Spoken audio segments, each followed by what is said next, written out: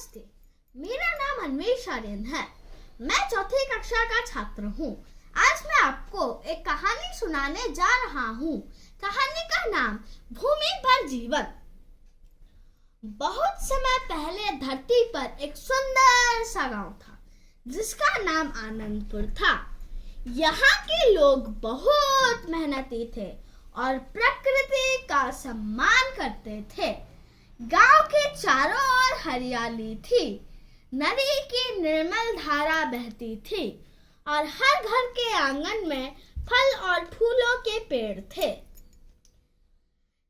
गांव के मुखिया रमेश चाचा ने एक दिन सबको इकट्ठा किया और कहा, हमारे पास प्रकृति का उपहार है, लेकिन हमें इसे संभाल कर रखना होगा।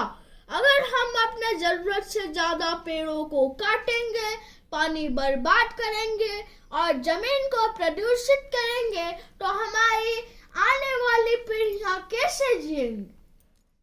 गांव के लोग रमेश चाचा की बात समझ गए और उन्होंने एक योजना बनाई कि कैसे वे सतत विकास को अपनाकर अपने गांव को समृद्ध बना सकते हैं। सबसे पहले उन्होंने पेड़ लगाने का संकल्प लिया। गांव के हर व्यक्ति कम से कम एक पेड़ लगाने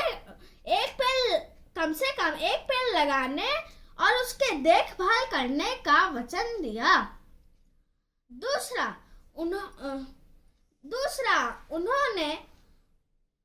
उन्होंने पानी के संरक्षण पर ध्यान दिया।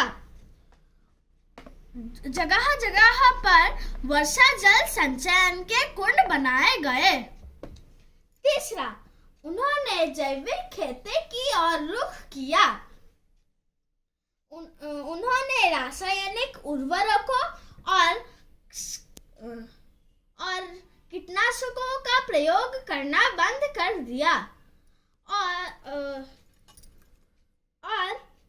जैविक खाद प्राकृतिक उपायों से खेती शुरू की। गांव में एक छोटा सा स्कूल था जहां बच्चों को शिक्षा दी जाती थी।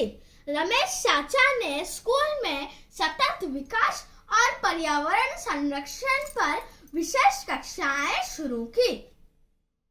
समय बीतता गया और आनंदपुर में सुख समृद्धि लौट आई।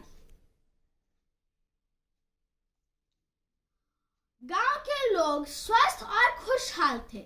उनकी मेहनत ने साबित कर दिया कि अगर हम प्रकृति का सम्मान करें और सतत विकास के मार्ग पर चले तो हमारी आने वाली जिंदगी और भी सुंदर हो सकता है।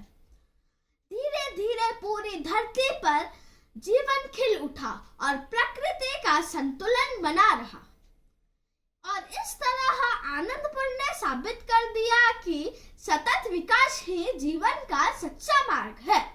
धन्यवाद। आपका दिन शुभ हो।